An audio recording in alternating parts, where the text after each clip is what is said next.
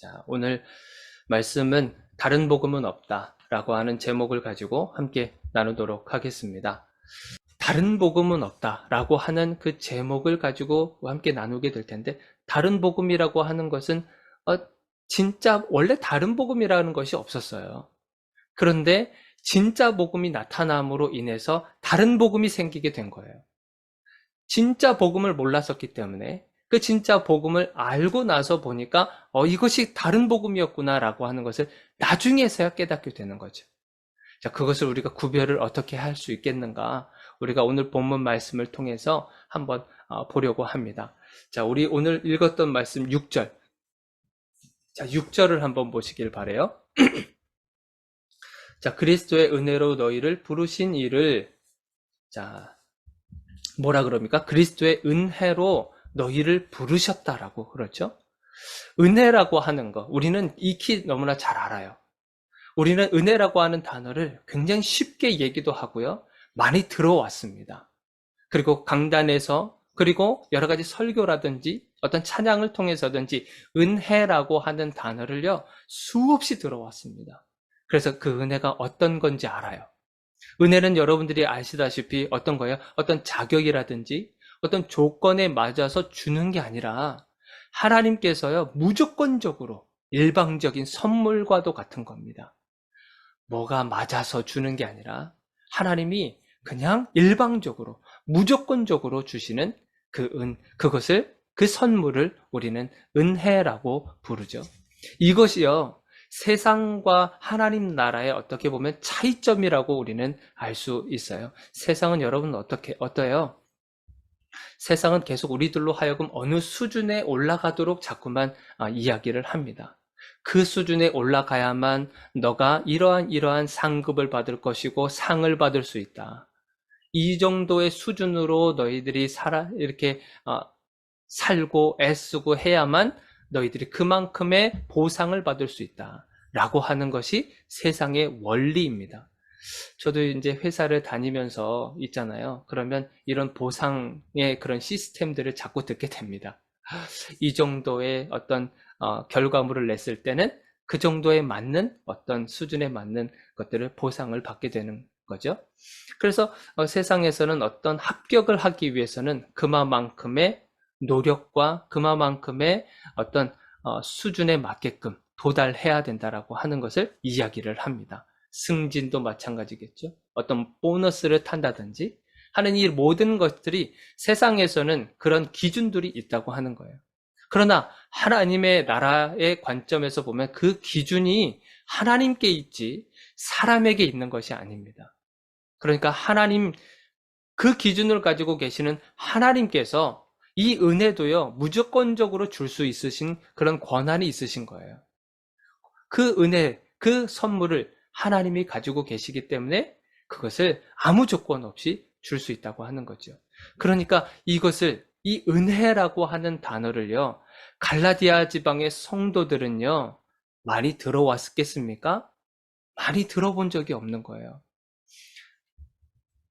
그냥 바울을 통해서, 바울이 전한 그 복음을 통해서 처음으로 어떻게 보면 그 은혜라고 하는 것을 듣게 된 겁니다. 그러니까 그동안에는요, 성도들이 어떤 모습이었습니까? 모세 율법을 잘 지키고요, 종교 지도자들에게 인정을 받음으로 인해서 그들의 신앙이 좋고 나쁨이 결정이 되는 거잖아요. 그러니까 뭔가를 계속 해야 되는 거예요. 뭔가를 그들의 맞는 수준에 맞는 그것을 계속 지켜가면서 해야 그들의 신앙이 인정받게 되는 거죠. 성도들의 신앙이 인정받게 되는 거예요. 이것이 신앙의 어떤 평가 기준일 뿐만 아니라 구원까지도 결정을 하고 있는 거죠. 구원까지도. 그러니까 그러한 삶이 계속된 거예요, 성도들은. 내가 무언가를 이루어내고 무언가를 하고 이 율법들을 잘 지키고 규례들을 정말 잘 지키고 하는 무언가를 행함으로 인해서 그러한 삶이 계속 결정되다 보니까 이것이 그냥 당연한 것처럼 여겨진 거죠. 그러니까 성도들이 이것을 어떤 바른 복음이다, 어떤 거짓 복음이다, 이것을 구분하는 게 아니라 그냥 당연한 걸로 생각한 겁니다. 규례 지키는 거, 율법 지키는 거 당연하다. 구원받으려면 당연히 율법을 지켜야 된다. 이것이 너무나 이 사람들의 삶 속에서 깊이 자리 잡고 있고요. 어떤 문화와 풍습과 이런 모든 것이 그들의 삶에 있어서 가치관으로 형성돼 버린 거죠. 그러니까 당연한 거예요. 그런데 바울을 통해서 진짜 복음, 그러니까 바른 복음을 듣고 나서 이것이 진짜 복음이었구나 라고 하는 것을 알게 되면서 다시 원래 자리로 되돌아가게 된 거죠. 다시 원래 자리로. 잘못된 복음을 이제는 버리고 다시 원래 자리로 돌아오게 만들어주는 거. 그것이 여기서 그리스도의 은혜로 너희를 부르셨다라고 하는 거예요. 그것이 하나님께서 말씀해 주신 진짜 복음이라고 하는 거죠. 바른 복음이라고 하는 거죠. 우리가 열심히 삶을 살아갑니다. 이 세상이 주어지는 조건에 맞춰지기 위해서 우리는 열심히 삶을 살아가다가 보면 우리가 순간 지칠 때가 있어요. 우리가 그때 무엇을 묵상합니까? 십자가의 은혜를 묵상하죠. 하나님의 은혜를 묵상하죠. 하나님의 은혜가 있어서 내가 지금 여기까지 온 거구나. 내가 열심히 뭔가를 노력해서 살아가서 그 결과로서 내가 살아가는 것처럼 생각됐는데 이것이 아니었구나. 내가 십자가의 복음, 십자가의 은혜, 하나님의 은혜를 내가 떠올리는 그 순간에 다시 원래 자리로 돌아가게 만든다는 거예요. 여러분들의 삶이 참 힘들고 버겁기도 하고 어렵죠? 그럴 때마다 우리가 어디로 돌아갑니까? 원래 자리로 돌아가는 거죠. 그 은혜의 자리로 돌아가는 겁니다. 그래서 그리스도의 은혜로 너희를 부르셨다. 누가요? 하나님이 부르셨다고 하는 거예요. 그런데 사도 바울이 그런 상황 속에서 이런 말씀을 또 하시는 거죠. 6절 계속 한번 보세요. 그리스도의 은혜로 너희를 부르신 이를 이같이 속히 떠나 다른 복음을 따르는 것을 내가 이상하게 여기노라. 바울이 갈라디아서를 이렇게 급박하게 그리고 급히 쓰는 그 이유가 바로 여기에 있다고 하는 거죠. 이러한 바른 복음을 들었고 그리고 그것으로 인해서 은혜를 누렸고 또한 자유함을 누리고 했었는데 어떻게 이렇게 빨리 그 복음에서 떠날 수 있겠는가? 그만큼 그 당시에 이 다른 복음, 이 거짓 복음, 이 거짓 가르침이 그들의 가르침이 영향력이 굉장히 컸다라고 하는 거예요. 그리고 전파력도 성도들 사이에 굉장히 빠르게 퍼지고 있다라고 하는 것을 우리는 짐작할 수 있습니다. 그러니까 사도 바울이요 빨리 이것을 급한 마음에 어떻게 해서든지 이것을 쓰려고 하는 모습들이 우리가 간접적으로나마 알 수 있게 되는 거죠. 그러니까 굉장히 지금 심각한 상태라고 하는 거예요. 거짓된 복음으로. 참 신기하죠? 사도 바울을 통해서 성도들이요, 은혜라고 하는 단어를 듣고, 그리고 그것에 대한 기쁨과 감격이 있었고, 그럼에도 불구하고, 그런데 희한하게도 다른 복음이 들어옴으로 인해서 그들의 마음이 돌아섰다라고 하는 것이 참 우리들은 아이러니할 수 있다고 하는 거예요. 어떻게 그렇게 쉽게 마음이 변하지? 진짜 복음을 알고 진짜로 맛을 알면 우리가 그렇잖아요. 맛있는 음식도 있잖아요. 그 진짜 맛을 알면 그 맛없는 음식을 우리가 쳐다보지도 않잖아요. 그런데 마치 맛있는 음식을 먹었는데 그 음식을 찾는 게 아니라 맛없는 음식을 계속 찾고 있는 것을 또 발견하게 되는 거죠. 우리가 한 번 은혜를 받고요. 우리가 한 번 그 기쁨과 감격을 그걸 받았다고 해서 우리가 그것을 계속 유지하는 것이 맞다고 생각하지만 우리 인간의 본성은요, 그렇지가 않아요. 그 습관이라고 하는 것이 굉장히 무섭지 않습니까?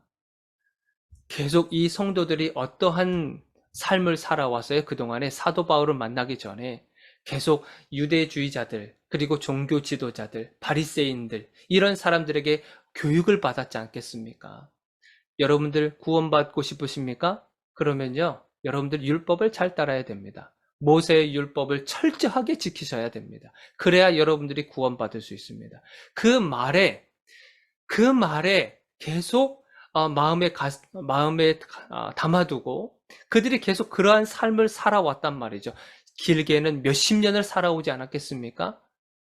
그 삶이 계속되다 보니까 아무리 바른 복음이 들려지고 한다 할지라도 예습성들이 남아있는 거예요. 구원을 받기 위해서 뭔가를 해야만 마음이 평안한 거죠. 구원받기 위해서는 뭔가 해야 이상하게 마음이 편안한 거예요. 이제 그런 겁니다. 그런 것이 여전히 자리 잡고 있는 거예요. 여전히.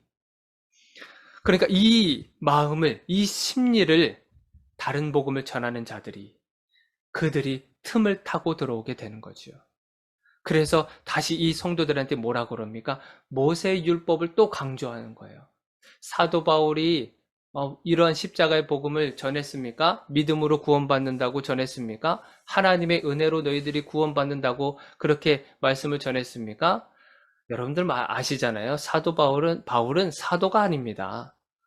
그러니 우리가 그동안에 전해온 게 무엇입니까? 모세의 전통과 율법이지 않습니까? 그러니까 여러분들 구원받으려면 모세의 율법을 따라야 됩니다. 그 말을 또 성도들에게 툭 던지니까 성도들은 마음이 갈팡질팡하는 그 찰나에 이런 유대주의자들의 그러한 모세의 율법을 강조하는 그 설교를 또 듣고 또 그 마음에 그것으로 그들의 마음으로 넘어가게 되는 일이 벌어지게 되는 거죠. 여러분 구원을 받기 위해서 살아가는 것 하고요. 그리고 구원을 받은 후에 그 기쁨을 가지고 살아가는 것은 완전히 다른 문제입니다. 구원을 받기 위해 살아가는 것은요, 구원에 대한 불안한 마음을 가지고 살아가는 것과는 똑같은 거예요. 구원을 받기 위해서 내가 열심히 무언가를 하는 것, 그것은 여전히 그 구원에 대한 불안한 마음을 가지고 있는 거죠. 그러다 보니까 끝이 없는 거예요. 우리 인간의 행동이 끝이 없지 않습니까? 뭔가 기준에 도달하기 위해서 그것을 해 나가는 데 있어서 끝이 없는 거예요. 죽어도 끝이 나지 않을 겁니다. 끝이 나지 않는 그 끝이 없는 그것을 추구하면서 살아가는 거예요. 구원을 받기 위해서 살아가는 것은. 그러나 구원을 받은 후에 살아가는 것은요, 구원에 대한 기쁜 마음을 가지고 살아가는 거예요. 우리가 삶에서 오는 걱정과 불안, 두려운 마음들 이것이 있을 수 있죠? 당연하죠? 우리가 구원받은 백성이지만 하나님을 따르고 그리고 예수 그리스도를 나의 구원자로 받아들이면서 살아가지만 여전히 삶에서 오는 현실에 대한 걱정과 불안과 이런 것을 우리가 떨쳐낼 수가 없어요. 그것은 사실입니다. 그러나 다른 것이 뭐냐면 구원에 대한 걱정과 불안은 아니라는 거예요. 현실에서 오는 불안과 걱정은 있을 수 있지만 구원에 대한 걱정과 불안은 아니라고 하는 겁니다. 그러니까 출발점 자체가 다른 거예요. 구원을 받기 위해서 살아가는 것과 구원을 받은 후에 삶을 살아가는 것. 그것은 전혀 다른 그런 모습들인 겁니다. 그러니까 갈라디아 지방의 성도들이 다른 복음을 들었어요. 유대주의자들을 통해서 어떤 율법주의자들을 통해서 다른 복음을 들었어요. 그러다 보니까 어디에 불안한 마음이 생긴 겁니까? 다시 구원에 대한 불안한 마음이 생기게 된 겁니다. 이것이 사도 바울로 하여금 분노하게 된 거고 이 갈라디아서를 쓸 수밖에 없는 그 배경이 될 수밖에 없었다고 하는 것이죠. 자, 그러면 이 다른 복음을 가진 자들이 어떻게 이 성도들을 마음을 이렇게 심란하게 만들었을까? 그 방법이 그 다음 절에 기록되어 있습니다. 7절을 한번 보세요. 7절. 다른 복음은 없나니 다만 어떤 사람들이 너희를 교란하여 그리스도의 복음을 변하게 하려 함이라. 다른 복음을 전하는 자들, 율법주의자들, 그들이 사용했었던 것이 뭐냐면 교란시키는 겁니다. 교란시키다라고 하는 이 단어가 헬라어로요, 타라소라고 하는 단어입니다. 이 뜻은 뭐냐면 요동하게 하다, 어떤 소동하게 하다, 두려워하게 하다, 괴롭게 하다. 이러한 뜻을 가지고 있는 거예요. 그러니까 성도들의 마음을 교란시켜서요. 성도들의 마음을 어떻게 시키는 거예요? 두렵게 만드는 거예요. 불안한 마음을 조성시키는 거죠. 불안한 마음을 조성시켜서 자기들에게 쫓아오도록, 자기들만 따라오도록 만드는 거예요. 그것이 이 거짓 교사들이 사용했었던 방법 중에 하나가 바로 이 교란한 겁니다. 교란시키는 거예요. 교란의 목적이 무엇입니까? 그 다음 그 다음 문장에 기록되어 있죠. 교란시키는 그 목적이 뭐예요? 그리스도의 복음을 변하게 하려는 거예요. 교란의 목적은요, 그리스도의 복음을 변화시키는 것입니다. 그리스도의 복음은 뭐예요? 예수 그리스도의 복음은 뭐겠습니까? 자유가 있습니다. 자유가 있고 어떤 기쁨이 있고요. 용서가 있고 어떤 사랑이 있는 거예요. 그러니까 누구에게 집중하는 겁니까? 그리스도에게 집중하는 거예요. 그게 바른 복음이라고 하는 겁니다. 그리스도에게, 예수 그리스도에게 집중하게 만드는 거. 그게 바른 복음인 거예요. 그런데 교란시키는 이 다른 복음을 전하는 이 거짓 교사들은 어떻게 하는 거예요? 교란은 뭐예요? 거짓 복음을 통해서 구속시키는 거예요. 그리고 결박시키는 거예요. 자유하지 못하도록 만드는 거예요. 그 심리적으로 자유롭지 못하게 만들 뿐만 아니라 육체적으로도 자유롭지 못하게 만드는 거예요. 구덩이에서 나오지 못하게 하고, 그리고 영향력 있는 그 사람에게 집중하게 만드는 거예요. 말 잘하는 그 사람에게 집중하게 만들고, 영향력이 있는 그 사람에게 집중하게 만드는 거예요. 논리력으로, 어떤 수사학을 통해서, 어떤 철저한 어떤 계획적으로 뭔가 이렇게 해서 그 사람에게만 집중하게 만드는 것. 여호와 하나님께 집중하지 못하고 그 사람에게 집중하게 만드는 것. 그것이 교란시키는 거예요. 그래서 목사님들이 점점 자신에게, 처음에는 그렇지 않죠. 목사님들이 어떤 하나님의 부르심을 받고, 그리고 그 부르심 따라서 목회를 이제 하게 되잖아요. 그러다 보면 점점점 뭔가 자기 자신에게 집중하게 만들려고 하는 그런 것들이 발견됩니다. 그럴 때마다 문제가 생기는 거예요. 목사인 저도요, 항상 이 부분에 있어서 너무나 두려운 마음이 있습니다. 제가 처음에는 순수한 마음으로 이렇게 주님의 명을 따라서 복음을 전하고 또 목회를 하고 하는 가운데에서 성도들이 혹시라도 나에게 집중하면 어떻게 되나 라고 하는 그 두려운 마음들이 항상 있어요. 그리고 두렵고 떨리는 마음으로 사실은 말씀을 전하기도 하죠. 그리고 성도들은요, 여러분들 이것 정말 잘 아셔야 됩니다. 성도들은요, 이것을 그냥 넘어가면 안 됩니다. 우리가 성경을 보다 보면, 기름 부음 받은 자를 어떻게 우리가 판단할 수 있겠습니까? 라고 하면서 우리가 마치 그것이 겸손한 것처럼 우리가 생각할 수 있는데, 목사님들 자체도 혹시라도 변질되거나 하나님께 집중해야 되는 모든 것을 자기 자신에게 집중시키려고 하는 그 순간이 느껴지면 그것은 따끔하게 성도들이 얘기해야 됩니다.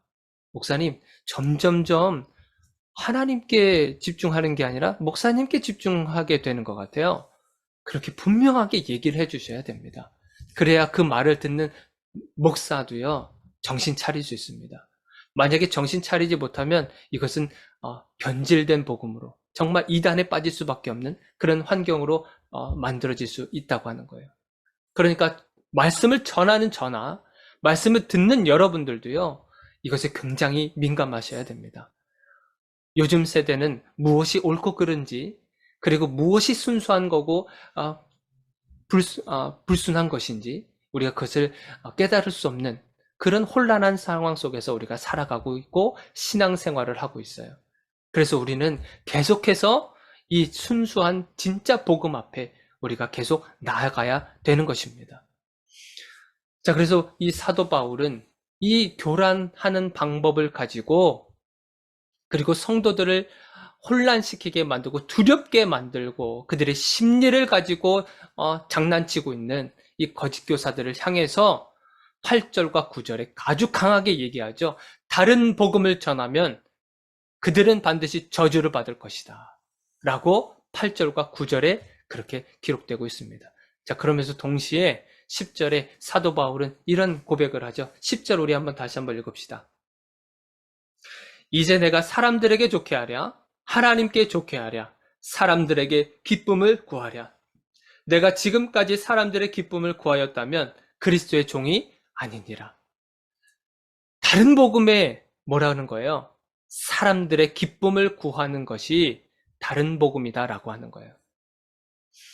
여러분들 다른 사람들의 기쁨을 구하는 삶 자체가 여러분들 나쁘다고 이야기하는 것이 아닙니다. 여러분들 얼마나 아름다워요. 다른 사람을 기쁘게 하는 그 삶이 어떻게 보면 정말 아름답잖아요. 타인을 위해서 사는 그 사람들의 모습을 한번 보세요. 너무나 아름다운 모습을 우리는 보게 돼요. 그들을 통해서 마음의 따뜻함을 느끼기도 하고 또한 새로운 도전을 느끼기도 해요.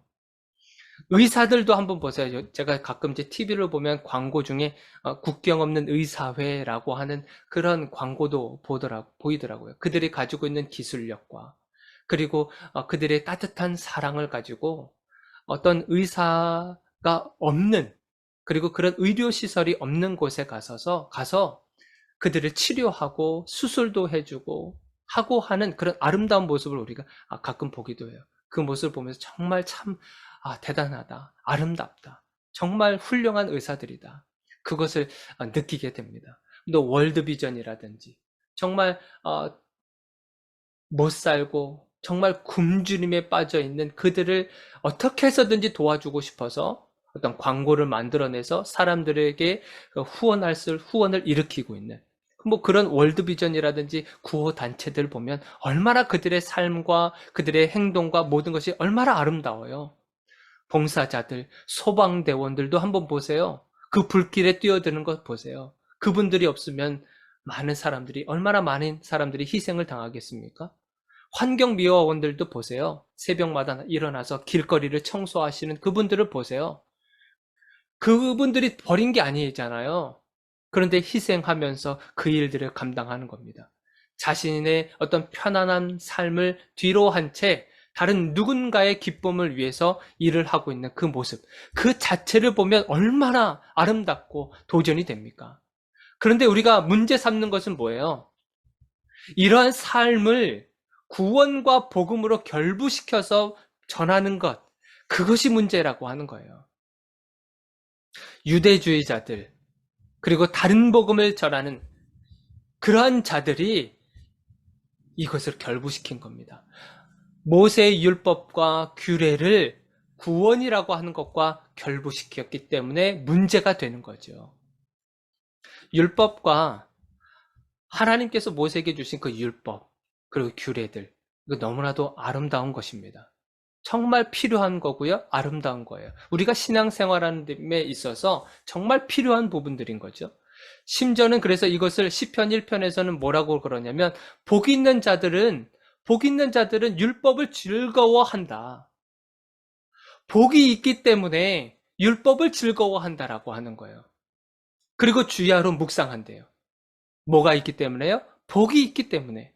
예수 그리스도라고 하는 복이 있기 때문에 율법을 즐거워할 뿐만 아니라 주야로 묵상한대요. 그러니까 율법이 얼마나 아름답고 얼마나 귀중한 것이겠어요? 그런데 그 율법과 규례를 구원과 결부시켜서 율법을 지키지 않으면 당신네들은 구원받지 못한다 라고 하는 것으로 그렇게 전개했기 때문에 그렇게 복음을 전했기 때문에 이것이 문제가 된다고 하는 겁니다. 타인을 위해서 살아가는 그 삶, 그 아름다운 삶, 그것은 구원을 받기 위해서 살아가는 게 아니라 구원을 받은 사람들이 그러한 성도들이 추구하는 모습들인 거예요. 삶의 모습들인 겁니다. 우리가 이 사도 바울의 이 갈라디아서를 통해서 이 변질되고 있는 이런 복음을 바라보면서 우리들의 모습도 돌이켜 볼 수 있다고 하는 거죠. 말씀을 한번 정리하려고 합니다. 복음은요, 오직 하나예요. 십자가 복음, 예수 그리스도의 복음, 그거 하나입니다. 다른 것들이 들어올 수가 없어요. 다른 것이 들어오는 그 순간 그것은 진짜 복음이 아니라 가짜 복음이고 거짓된 복음이고 다른 복음인 거예요. 비슷한 복음을 가지고요. 아주 비슷한 복음을 가지고 그 복음의 것을 가지고 권력을 행하거나 아니면 성도들의 연약한 신앙을 이용해서 자신에게 집중하도록 만드는 것. 본질이 아닌 것을 본질로 생각하도록 하는 모든 행위들은 다른 복음에 해당이 되는 겁니다. 말씀을 전하는 저나 목회자들이나 그리고 듣는 성도 모두에게 매 순간마다 이 사탄은요, 교란에 빠뜨리려고 아주 애쓰고 있습니다. 우리가 그 속임수에 넘어가지 않도록 이번 한 주간도요, 진짜 그 십자가 복음에, 그 십자가에 다시 한번 여러분들의 신앙과 삶을 다시 한번 재조명해보는 그러한 시간이 되기를 주님의 이름으로 축원드립니다. 우리 기도하겠습니다.